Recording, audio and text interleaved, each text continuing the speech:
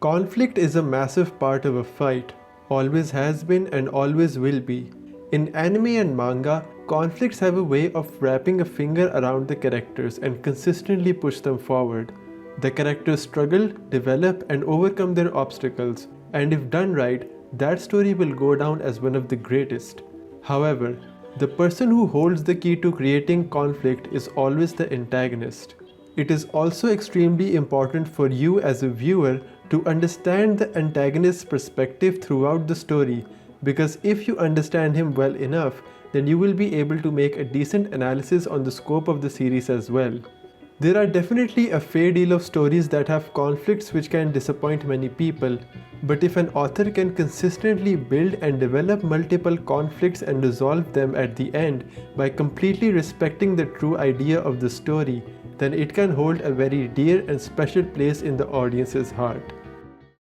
Hello, and welcome to the second part of my Bleach miniseries.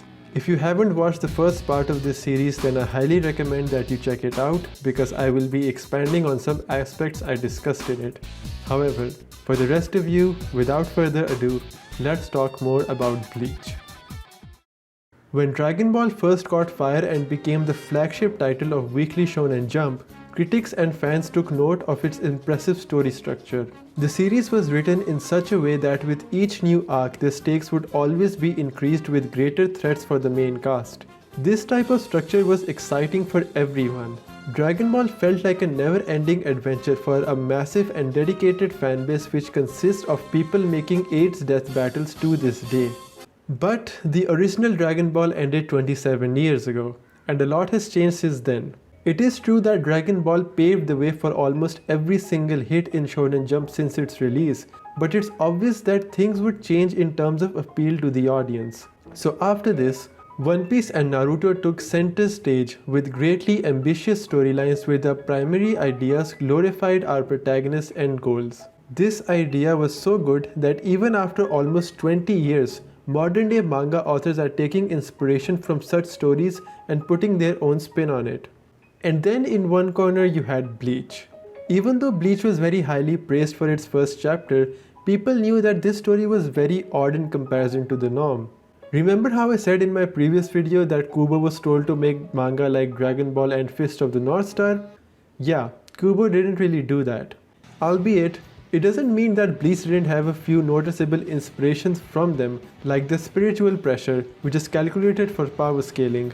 But on a larger scale, Bleach had a very different story structure. If anyone who has watched or read Bleach is currently watching this video, then they would be able to recognize a pattern with the way Kubo wrote the series. From the very first arc, you will notice that the main cast of the series doesn't always win every fight. They do manage to overcome their obstacles with more or less focus on their individual backgrounds, but the series stays really self-aware that this is not the only thing that characters need in order to win. The numerous amount of supporting characters are much more stronger than our little protagonist group because they have way more experience and naturally contribute more to the world building of the story. However, if there is one thing Kubo did take from the structure of Dragon Ball, it is the way the stakes were consistently increased with every major arc. Dragon Ball has these different sagas where antagonists of the series consistently take the center stage and become an immediate threat. These individual sagas have consistently pushed the boundaries of the original series, but were very loosely tied together. Bleach, on the other hand, managed to deal with this in a more cohesive manner for the majority of the series. Now let me just clarify that this doesn't mean Dragon Ball had a bad story structure by any means. I'm just saying that the series didn't really have a strongly connected overarching story. Kinda. Kubo's way of writing villains particularly has arguably been one of the biggest selling points of the series. His focus was largely upon showcasing the antagonists as these unstoppable individuals who paved the way for the main cast development at the endgame of every arc.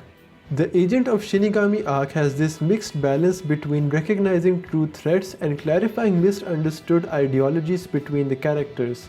The Soul Society arc is a roller coaster ride where the Gotei 13 shines as a group with a different charm and flair within every captain and vice captain. The Arrancar saga introduces its first proper set of antagonists where the characters suffer through both external and internal conflicts.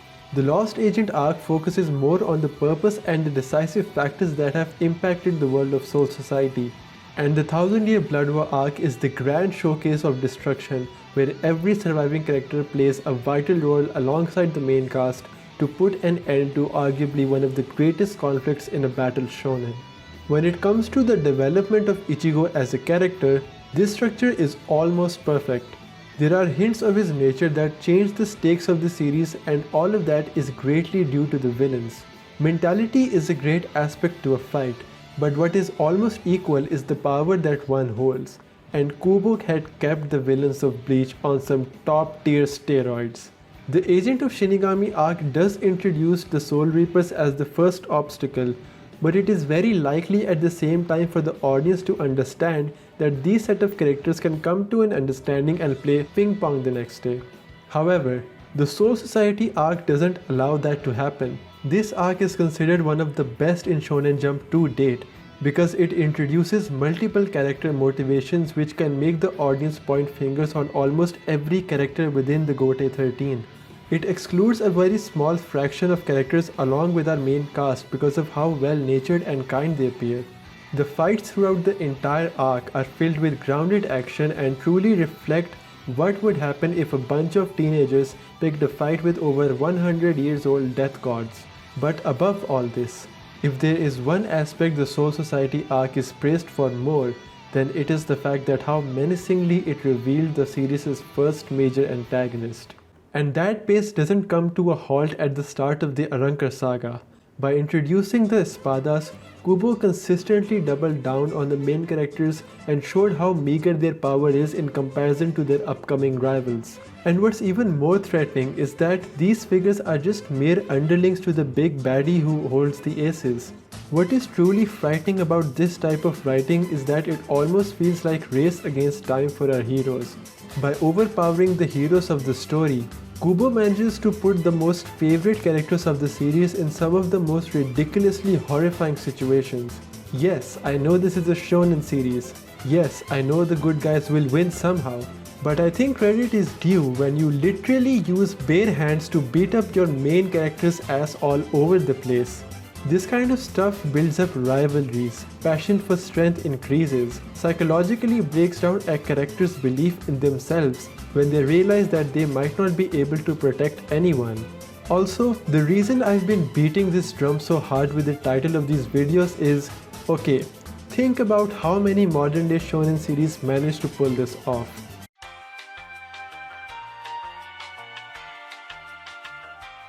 If Jujutsu Kaisen is the first series that pops into your mind, then you're not that far off.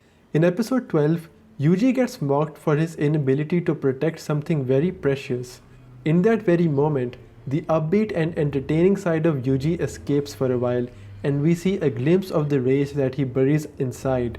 All this is thanks to Sukuna and Mahito for toying with Yuji's feelings and manipulating those close to him. One of them does it to complete his objective, while the other does it simply to spite Yuji. This is not the kind of writing you would expect from a genre which has the literal translation of young man. There are hints of this kind of writing in other pieces of fiction as well, but they aren't the central focus of the story. Bleach is insanely consistent with the drive and nature of its characters. I know I'm kind of beating around the bush at the moment, but it's wild over how much power Kubo gave to the villains of the series. There is no point in the story where you can relax because of how manipulative and well thought out the motives of these villains are. It's insane how much of the timeline is controlled by them. These groups and individuals aren't bad guys for the sake of being bad guys. They have feelings, ideologies, respect, and a shit ton of swagger, which makes them not just well-written characters but also extremely lovable ones. Like, I genuinely believe that one of the major reasons why villain death battles even exist is because of how many great shonen villains we have seen over the years, and Bleach contributed a lot in that department. The endgame of each arc also doesn't feel like a self-contained showdown between Ichigo and the main villains. Kubo has a way of writing pre-developed relationships which play an extremely vital role to the build-up. He will treat side characters like main characters of their own separate storyline that will eventually align with Ichigo's final battle with whoever the villain is. This doesn't mean Ichigo will interact with literally every one of those characters. These separate storylines will play out on their own and can give background to character relationships or further develop them. In one way or another, you will find these stories come together to one final conclusion with the final battles of each arc. There is this devious charm in the story that constantly builds up the tension between the characters. It doesn't matter whether you're reading the series casually or thoroughly making an analysis during your first experience, because the antagonist will shatter your expectations. They have more glorified ambitions than the protagonist and break the classic shonen trope. As interesting and risky this kind of direction is for a series that came out during the time when its contemporaries were thriving, it's also just as rewarding to see how Kubo almost single-handedly paved the way for modern-day Shonen Jump series. Bleach has such a diverse set of rogues gallery, and looking at this set of characters alone can sell one on the series. And somewhere in the middle of all this, there is a killer instinct growing within Ichigo that could end up devouring all of their desires.